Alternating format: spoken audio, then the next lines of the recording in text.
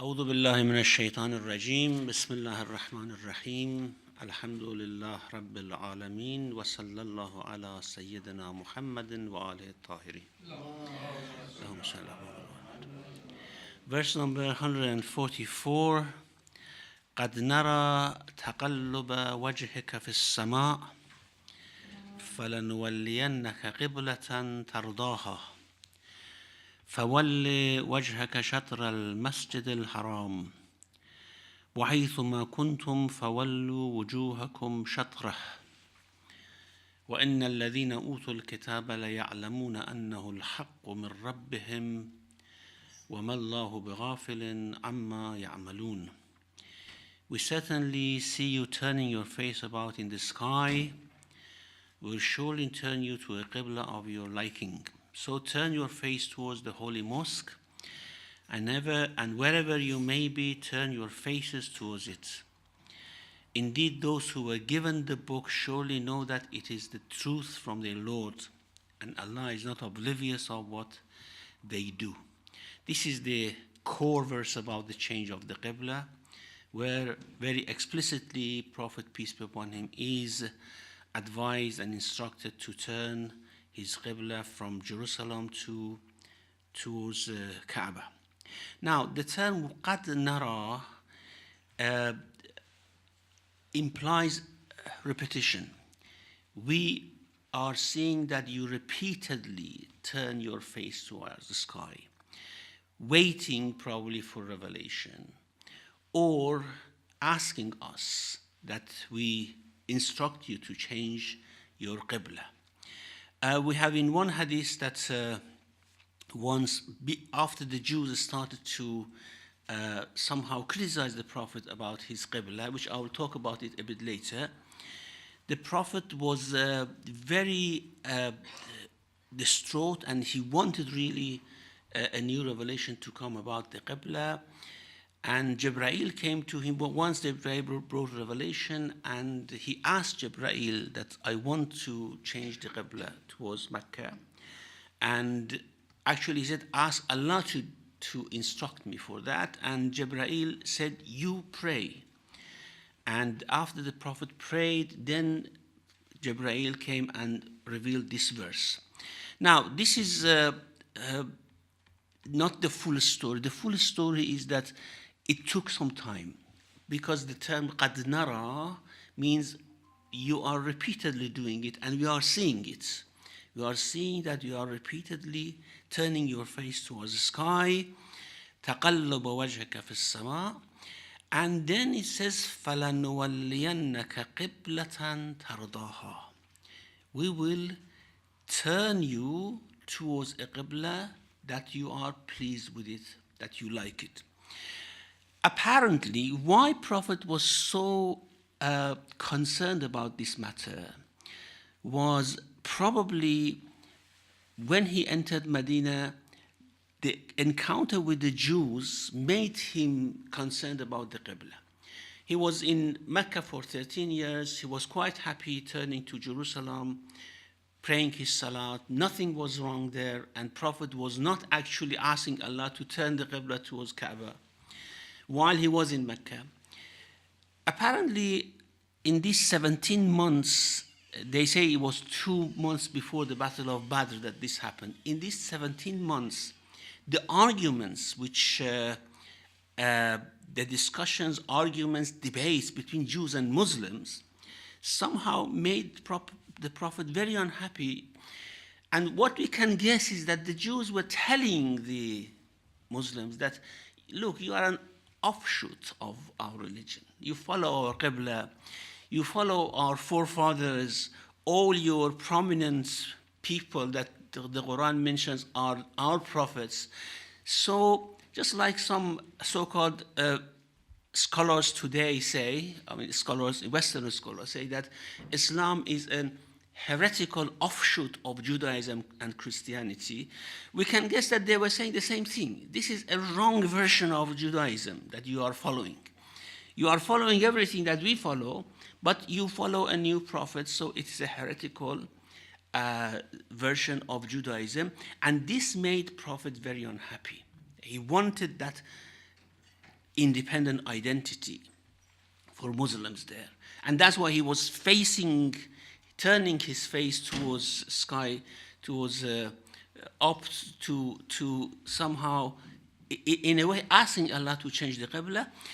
And فَلَنُوَلِّيَنَّكَ قِبْلَةً تَرْضَاهَا, we turn you towards a Qibla that you like, shows how Prophet was in favor of Kaaba to be the Qibla, because it was, of course, the building of Ibrahim alayhi salam.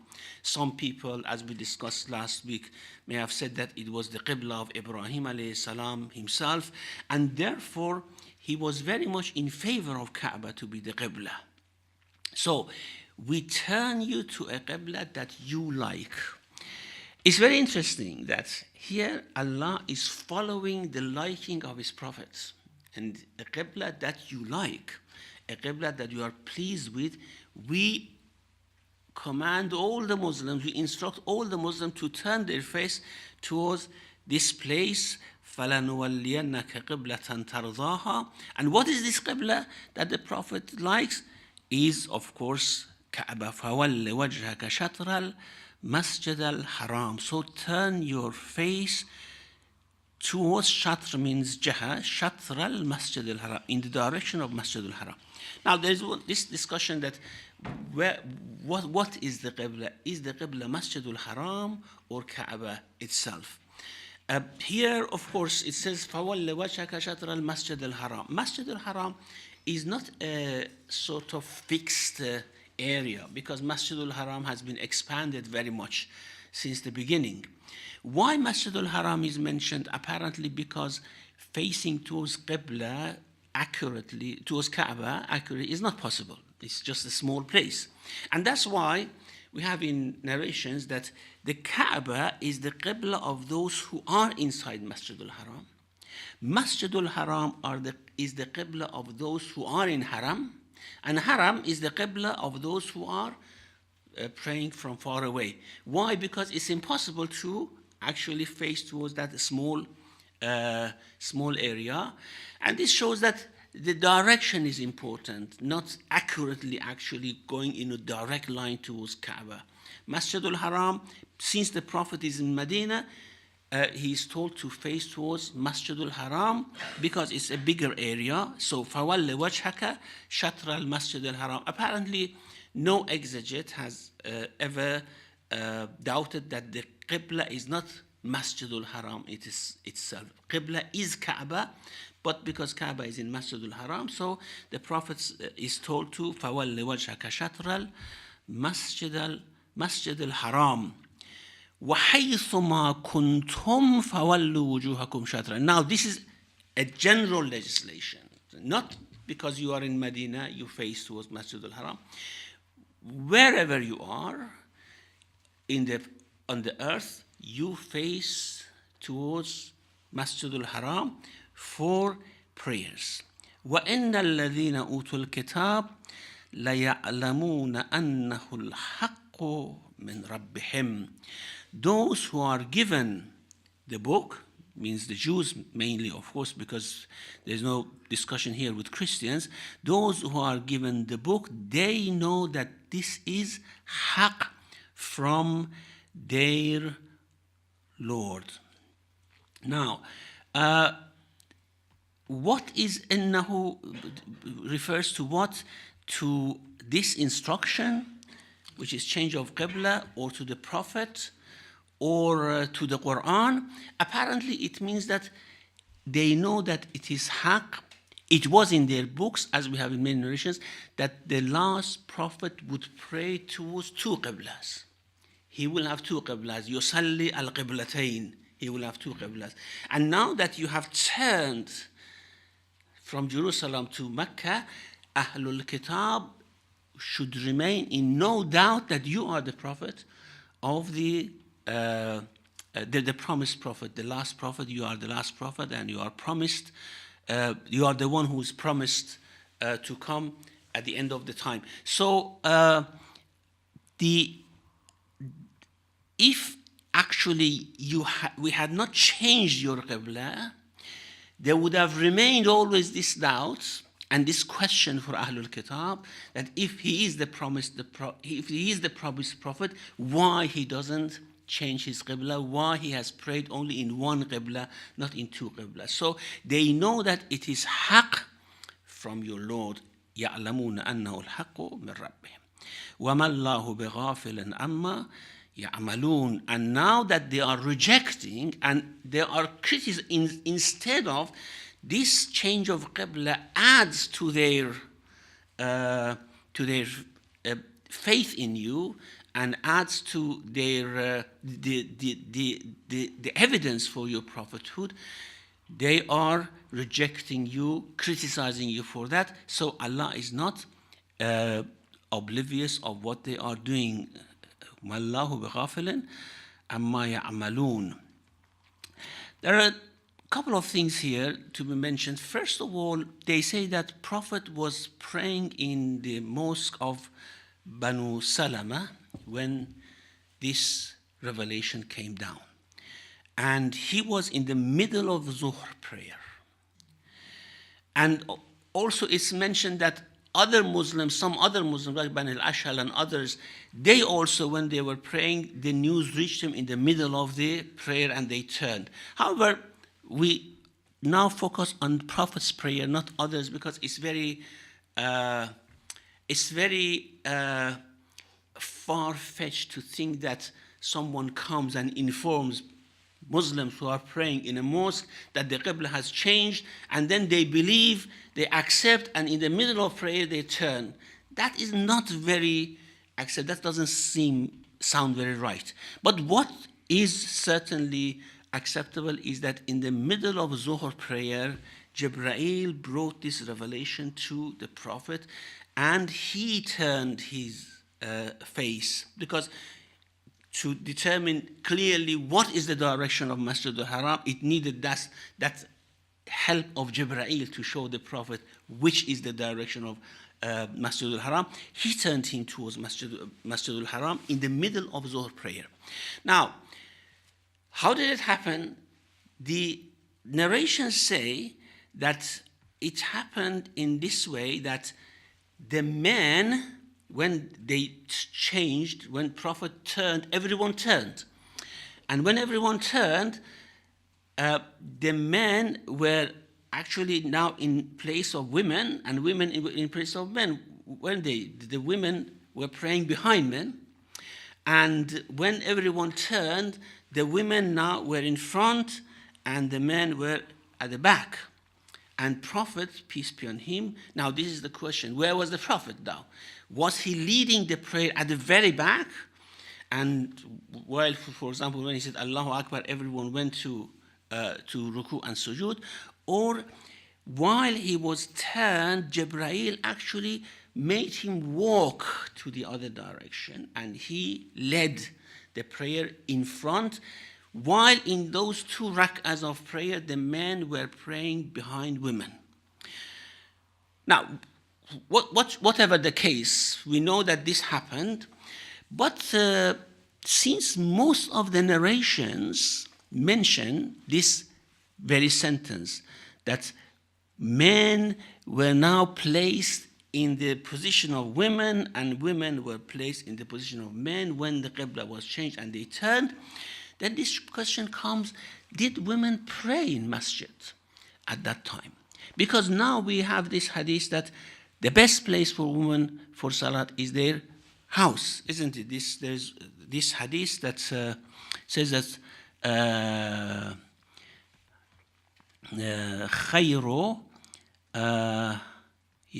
خير مساجد نسائكم البيوت. The best masjid for your women is their house.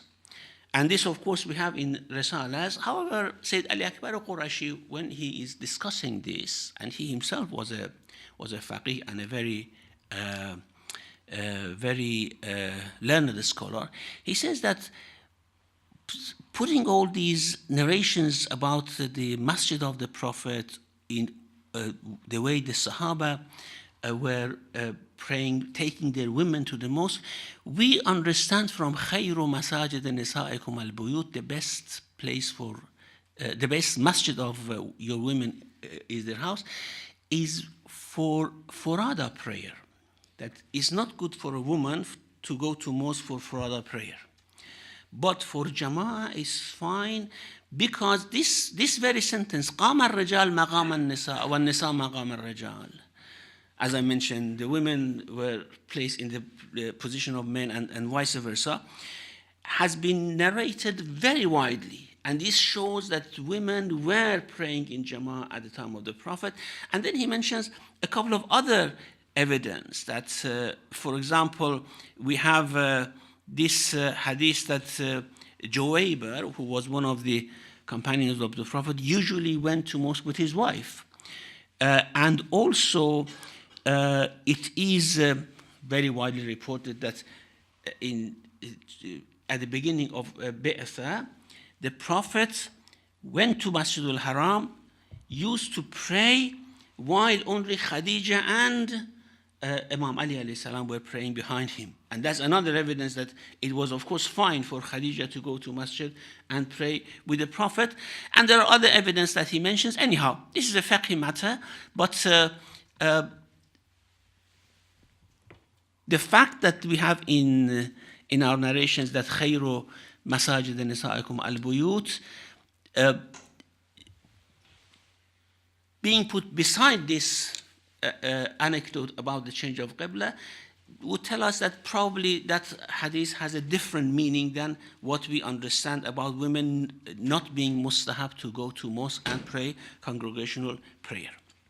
Now, verse number 145. وَلَئِنْ أَتَيْتَ الَّذِينَ أُوتُوا الْكِتَابَ بِكُلِّ آيَةٍ مَا تَبِعُوا قِبْلَتَكَ وَمَا أَنْتَ بِتَابِعٍ قِبْلَتَهُمْ وما بعضهم بتابع قبلة بعض ولئن اتبعت أهواءهم من بعد ما جاءك من العلم إنك إذن لمن الظالمين.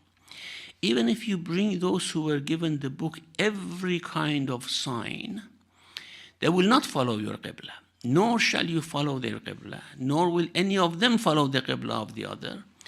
And if you follow their desires after the knowledge that has come to you, you will indeed be one of the wrongdoers. Now, if you bring the Ahlul Kitab بِكُلَّ آيَةٍ, كُلَّ آيَةٍ means every argument, every evidence. You exhaust all the arguments saying that this is right.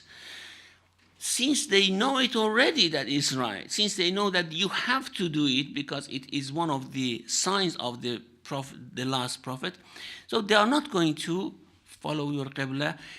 Again, this verse tells us that the arguments were continuing, going on. That's about the change of Qibla. The arguments were continuing, and Muslims were trying to convince Ahlul Kitab that it doesn't matter, our Prophet is instructed by Allah and bringing evidence, and the Qur'an says that even if you bring every evidence, they are not going to follow. Why?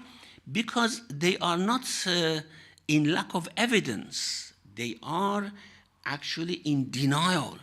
And when someone is in denial, then evidence would not help. وَلَئِنْ أَتَيْتَ الَّذِينَ أُوتُوا الْكِتَابَ بِكُلِّ آيَةٍ مَا تَبِعُوا قِبْلَتَكَ.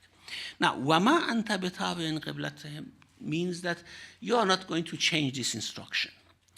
These arguments is actually leading nowhere.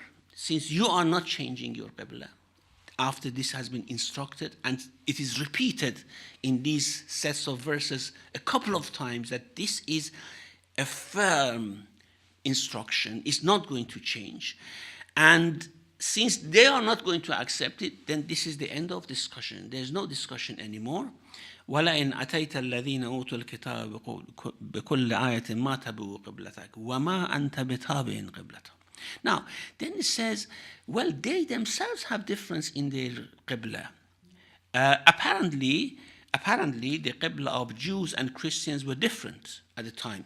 One of the main issues that we have to bear in mind all the time when we read the Qur'an about the Ahlul Kitab is that we don't know what type of books, what version of Torah, what version of Gospel they were reading at the time.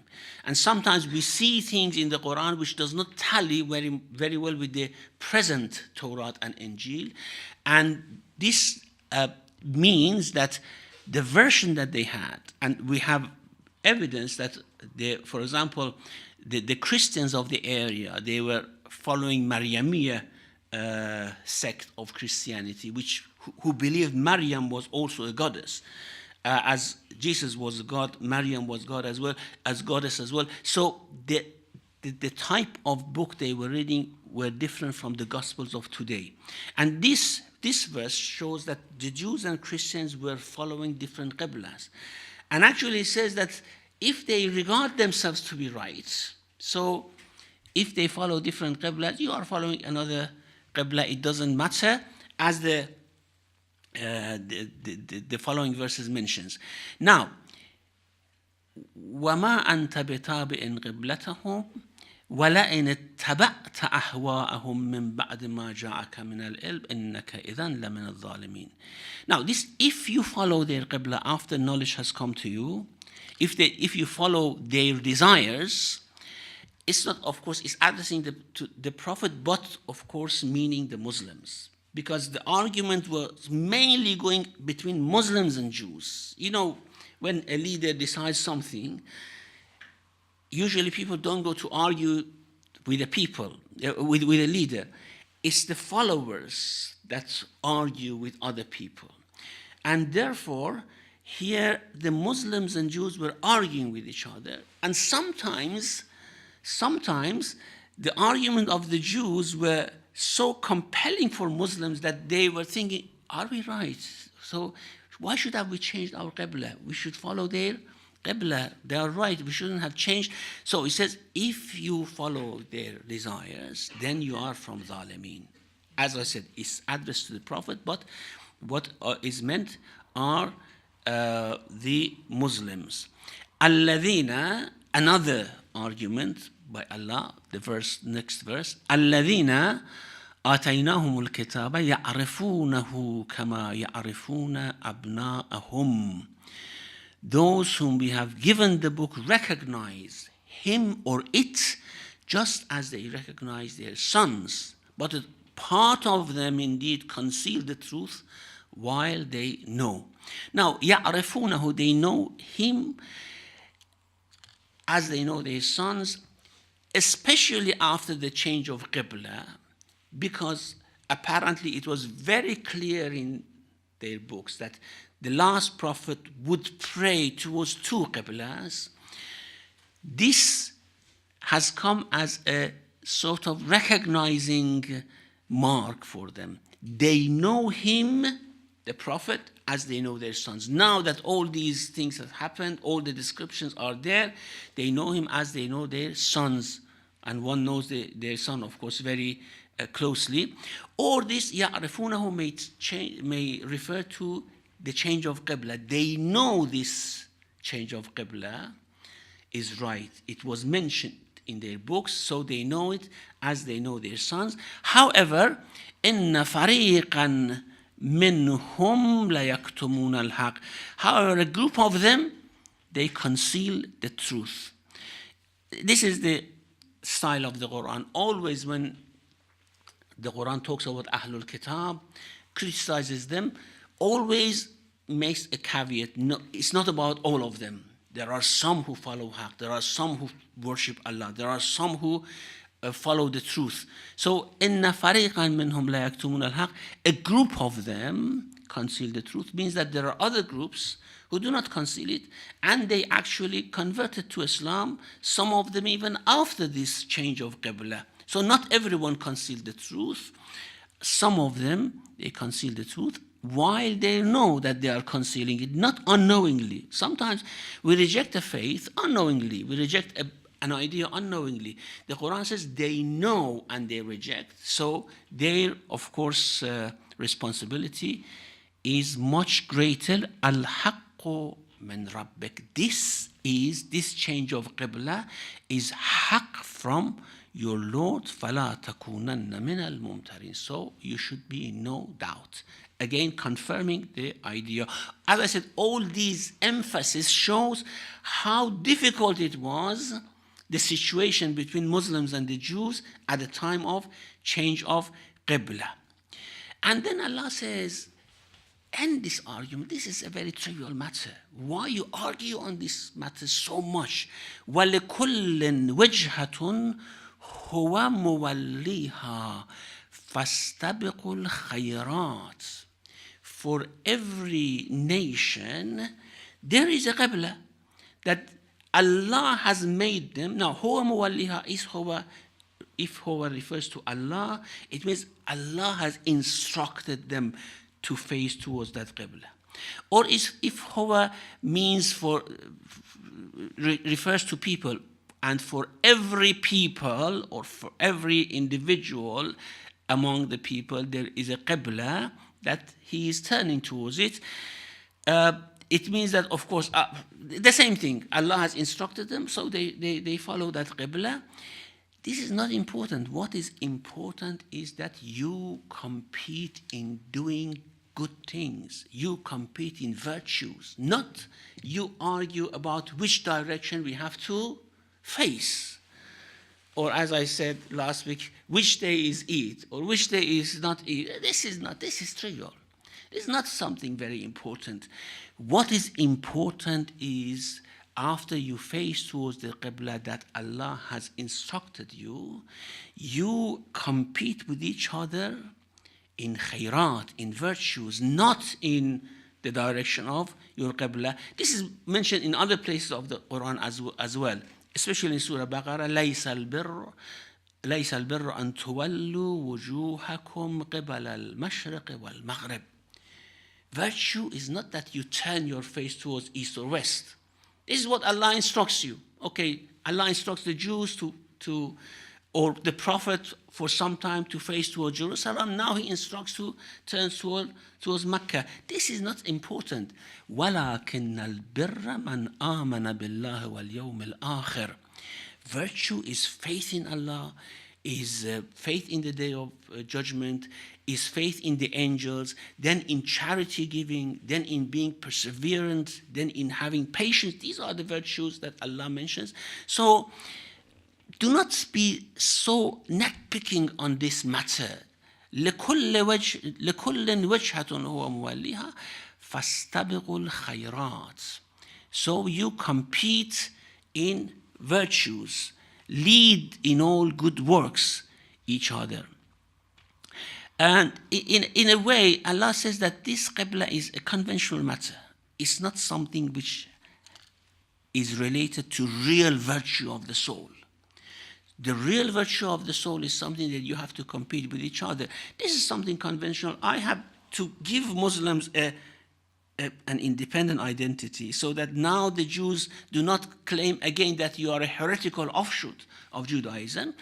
This is what I have instructed them to do. But what is important is that استباق الخيرات أينما تكونوا يأتي بكم الله جميعا.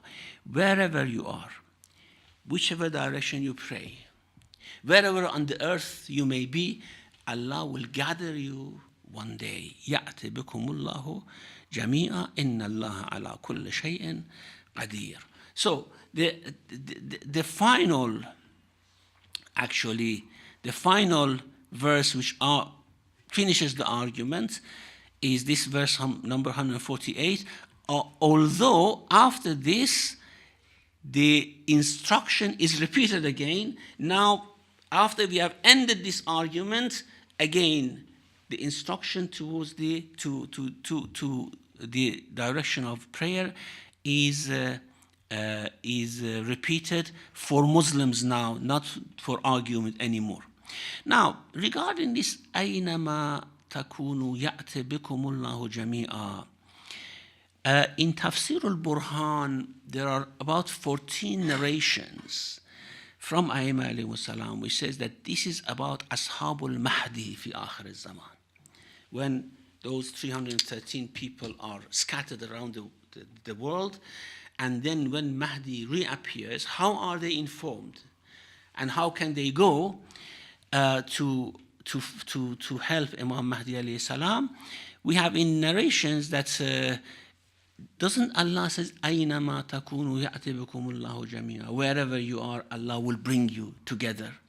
And this is about that.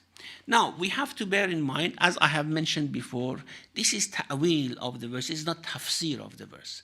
And ta'wil, one of the meanings of ta'wil is that we apply a verse to a new situation, or we apply the verse to a new meaning, which is applicable, of course, but is not the tafsir of the verse. It is, if you look at it, it is, of course, completely out of context. The context is very clear. You pray wherever on the earth you are, pray to your directions, and wherever you may be, Allah will eventually gather you to Himself. However, the verse is, of course, quite applicable to a situation like the situation of Imam Mahdi alayhi salam, where, of course, those 313 people are scattered around the earth, and when Imam reappears, how does he inform them to come? The Aimma have said that Allah will bring it together in one way or another. أَيْنَمَا تَكُونُوا يَأْتِ بِكُمُ اللَّهُ جَمِيعًا. In fact, the verse is used as an evidence of power of Allah for that situation as well. And therefore, it's a ta'wil, it's not a tafsir, it does not contradict what the exegetists have said. And sometimes the confusion comes in the mind of the followers of Shia commentaries, especially the commentaries based on narration, that the interpretation of A'imma is different from the general interpretation of the Quran, while it's not. The ta'wil that A'imma give is actually application of the verse in a different situation, is nothing to do with the tafsir. Now, verse 149, actually, after all those discussions, again renews the instruction, and this shows that how important this is. This is a firm decision. There is no change in it. وَمِنْ حَيْثُ خَرَجْتَ فَوَلِّ وَجْهَكَ شَطْرَ الْمَسْجِدِ الْحَرَامِ. Whichsoever you may go out, or مِنْ حَيْثُ خَرَجْتَ means wherever on the earth you are. In whichever city you are, you turn your face towards Masjidul Haram. وَإِنَّهُ لَلْحَقُّ min rabbik. So this is something haq. This is something good. This gives you an independent identity. This gives you a sort of unity of community, that wherever you are, you face towards Qibla. This is haq from your Lord. وَمَا اللَّهُ بِغَافِلٍ أَمَّا تَعْمَلُونَ. You know, when was talking about the Ahlul Kitab, says وَمَا اللَّهُ بِغَافِلٍ أَمَّا يَعْمَلُونَ. Now, مَا اللَّهُ بِغَافِلٍ أَمَّا تَعْمَلُونَ means when you are, for example, in a far away place, don't think that Allah doesn't see that which direction you are praying, which is very clear for us nowadays, of course. وَمِنْ حَيْثُ خَرَجْتَ فَوَلِّ وَجْهَكَ شَطْرَ الْمَسْجِدِ الْحَرَامِ وَحَيْثُ مَا كُنْتُمْ فَوَلُّوا وُجُوهَكُمْ شَطْرَ. This is a repetition to mention one new thing. لَأَلَّا يَكُونَ لِلنَّاسِ عَلَيْكُمْ حُجَّةً. So that people have no argument against you. Inshallah, we will discuss what this means next week. وَصَلَّى اللَّهُ عَلَى مُحَمَّدٍ وَآلِهِ الطَّاهِرِينَ.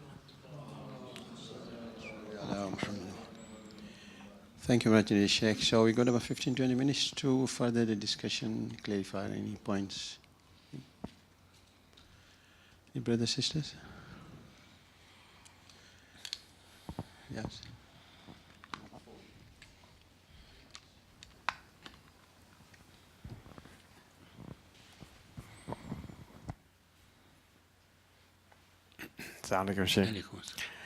Two portions of what we discussed today. One is turning your face towards Qibla. But this second one, can I ask first? If I read it in plain English, it sounds like when I'm coming out of the house, I should face Qibla, and actually connected to the verse before that, then I should actually be praying. You see, what comes across here is that you are supposed to offer prayers. So the Jews used to pray, the Christians used to pray, and now the Muslims are supposed to pray. But when you say prayer, does it actually mean salat? At that time it was 2 rakats, yes? So congregational prayers. So can we take it that the Jews and the Christians also had congregational prayers of some sort that they would have to do? Yes, certainly. I mean, the Jews even to have daily prayers now, and they had daily prayers at the time, very similar to our prayer actually, with many ruku they have. The Christians have congregations, of course, and in their congregations, especially at that time, they built their their churches in a, or the altar in a particular direction. So yes, of course, this is min haythu kharajta doesn't mean wherever you go out of your house. It means wherever you travel. Min haythu kharajta means wherever you travel, then from that place that you are traveling, face towards Masjid al-Haram. And this is of course for prayers. It's very clear it's for prayer, yes. So in that case, how different is this prayer to somebody who actually supplicates as opposed to, you see now the prayers have been prescribed. Yes. So they're not necessarily a way of asking God for something.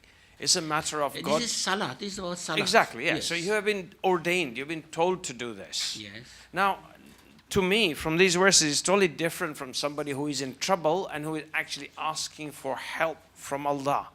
Is that not two different things, and can that not be applied that That's way? dua. The Quran actually uses two terms for it. As we use two terms, we use prayer and we use supplication, isn't it?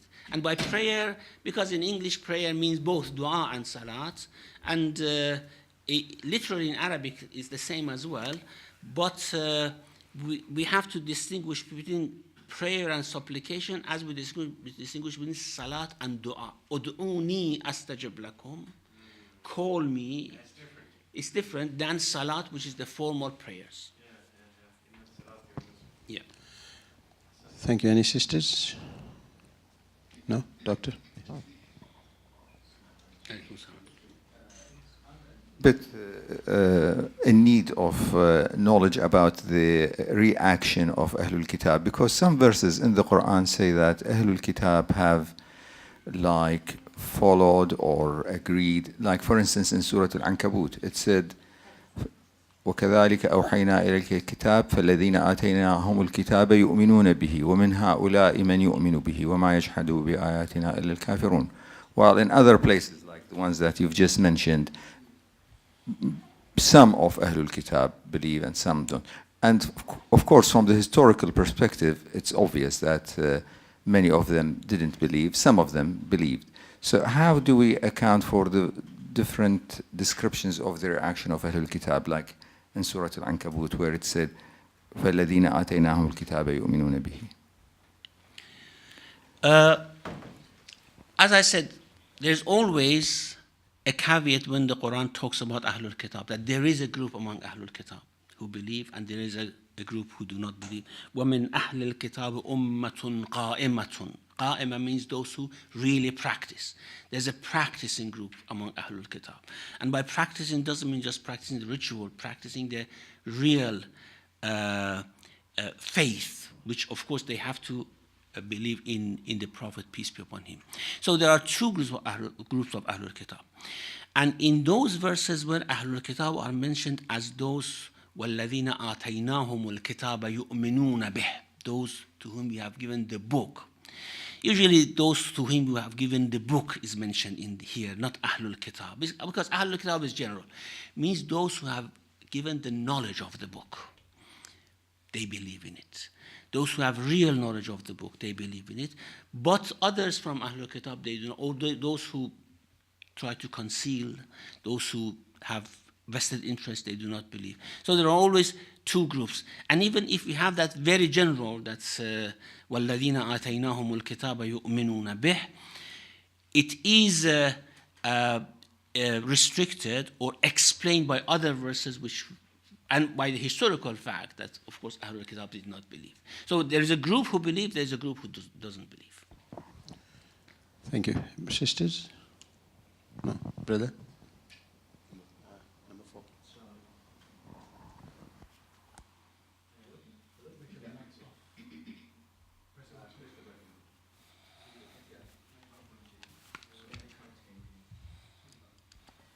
Sorry. Assalamu alaikum, Shaykh. Alaykum salam. In the you mentioned that the Ahl Kitab, the Jews, didn't accept, although their books had said about the last prophet would have these two qiblas.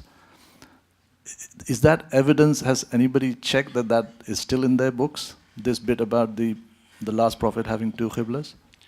I haven't seen anyone mention it from Torah now. So this shows that it was in that Torah that they had. So they may have deleted it. Yeah, Or maybe, yeah. Thank you. Any sisters? Any other brother? Sheikh, now the change of the Qibla, the way you explained, it means that it was 180-degree change. Yes. Yes, okay. Yeah, because Jerusalem was towards the north and Mecca okay. was towards the south. Fine. And we had heard that when the Qibla was changed, the only person who changed with the Prophet was Imam Ali, and others were confused. Is that authentic, or how far was that? Well, how is it possible? Sorry, You what can do you mean? judge yourself. How is it possible that the only person was Imam Ali and no one else followed? Well, that's what we had heard. That Imam Ali was the one who followed the Prophet because he knew what was happening. Others were a little bit confused. No, I don't know. okay. I haven't seen it anywhere in my Okay, then tafsir. thanks for clarifying, because that is what Yeah. I don't know if others heard about that. That's what I was asking. Thank you. Any My brothers, knowledge sisters? is restricted to what I read, you know. No, that's very good. That's very good, because we are not extrapolating like, we usually the Shias do. Some of the Muslims, they ارتدوا عن الدين when they've seen the Prophet change the Qibla. They say, what is he doing? Yeah, we said last week, some of the Muslims, not of course the bulk of the companions, those. Pointing to that. No, I'm not pointing to that. I'm saying that. I'm saying that. Yeah. So we've had people who are enthusiastically Yeah. saying these things from the member of this. Yeah. That's what Exaggerating, I'm yes. Thank you. Any other sisters or brothers? Sheikh, when we talk about the Qibla, generally, when we look up the Qibla, we tend to take, say, for example, here, we tend to take the shortest distance from here to Kaaba. Yes.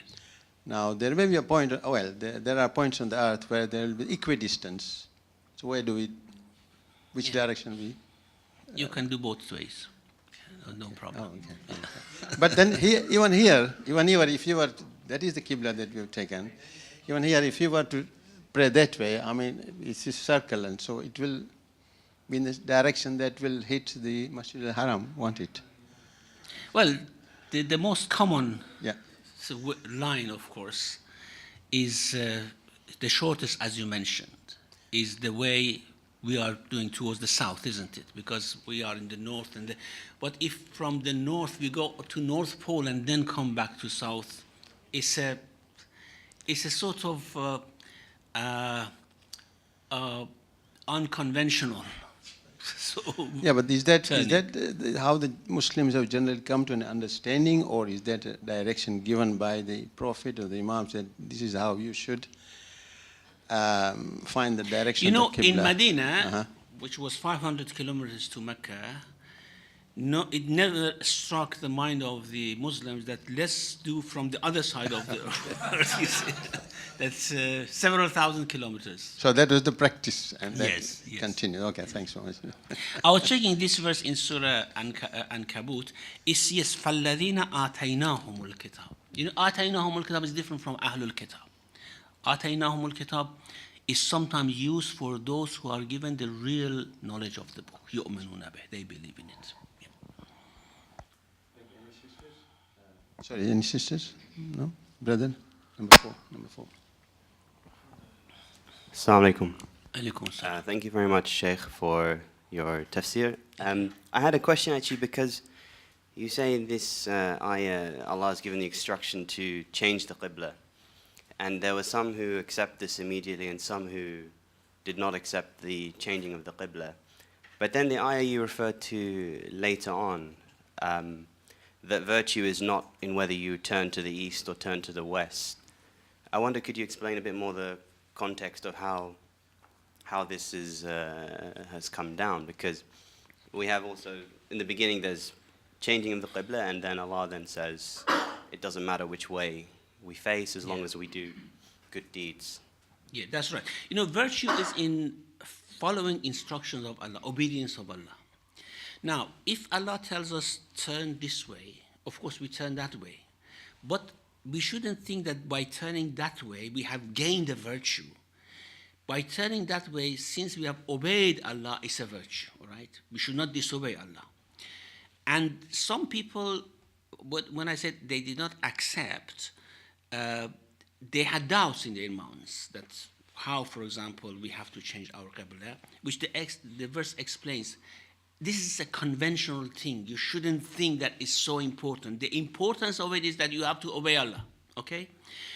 But you compete in real virtues. Real virtue are those inner virtues, virtues in our interaction with people. So although the qibla in itself doesn't have a virtue, because it's a convention of Allah, wherever He says, He instructs us, we turn, but disobeying Allah is, of course, against virtue. We have to follow Allah and His instructions. Thank you. Any sisters or brothers? Sheikh, I just want to clarify from the last tafsir session. We are talking about the faith and the iman. Because iman is different from faith. Faith is just starting the belief in Allah and the Prophet. Between iman and Islam. Okay, between iman and Islam. So, before we start bringing iman on Allah, is it necessary to bring the iman on the Prophet? Because before we understand iman, I suppose the iman on the Prophet is the first step. Is it right? You know, sometimes faith in Allah is intuitive, you know. It is in the fitra of people. They believe in God. Even those who do not believe in any religion, many of them believe in God, okay? Of course, nowadays, atheism has become a sort of common value between many people, but those who want to believe, intuitively they have some faith in God, and then the Prophet guides them how to believe in that God, what are the definition, the qualities of God, how to worship that God. Sometimes it's the opposite. Someone does not believe in God at all because of certain hindrances in the fitra. Then when the Prophet comes, they believe in God. They believe in Him, they believe in God. So it's not the same for everyone. It's not the same for everyone. In Surah Al-Imran, we have رَبَّنَا إِنَّنَا سَمِعْنَا مُنَادِيًا يُنَادِي لِلْإِيمَانِ أَنْ آمِنُوا بِرَبِّكُمْ فَآمَنَّا. We had someone calling to faith that believe in your Lord, and we believed. Now, this belief in your Lord, it may mean two things. Firstly, it may mean that just have faith in God. Believe that there is a God. This is for some people. For others who already have that intuitive knowledge of God, believe in whatever your Lord guides you. Again, because this verse certainly is for those who already have that intuitive faith. Now, Prophet is calling them towards the tenets of faith. Okay, what you should do, what you should believe in. Both of them are possible. Because if I'm not forgetting, there is an ayah that Allah is saying to the Prophet that those people who say, or something of this nature, that the faith in you or the iman in you is also iman on me. Is there something like that?